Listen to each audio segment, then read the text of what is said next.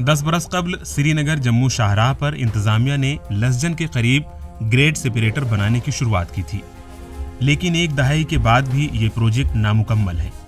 ये अभी 15-16 दिन के करीब लगेगा इसमें। अभी हमारी कंपनी न्यू आई है यहाँ पे, पहले कोई राम की करती थी, उनका काम थोड़ा ढीला देखा था हमने, इसलिए दूसरी कंपनी को अपलोड करा यहाँ पे अभी सर 15 दिन लग जाएंगे कम से कम।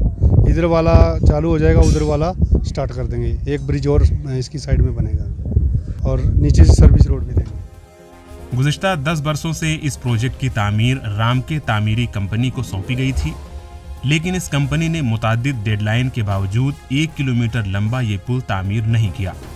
इस पे हमारा प्लान है कि 8 दिन के अंदर ट्रायल करेंगे और ट्रायल में हम 8 या 10 दिन इसको देखेंगे।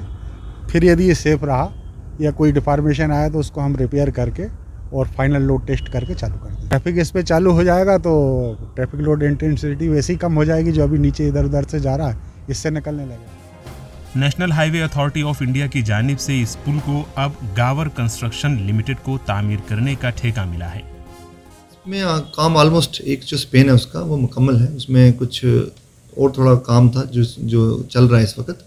नेशनल हाईवे अथॉरिटी उसको कर रही है, तो हम ये कह सकते हैं वो काम नियरिंग कंप्लीशन है और अनकरीब उसको ट्रैफिक के लिए खोल भी सकते हैं। प्रोजेक्ट से मुंसलिक लोगों का कहना है कि ग्रेड सेपरेटर का काम जल्द ही पूरा होगा और अनकरीब इसे लोगों के लिए वक्फ किया जाएगा।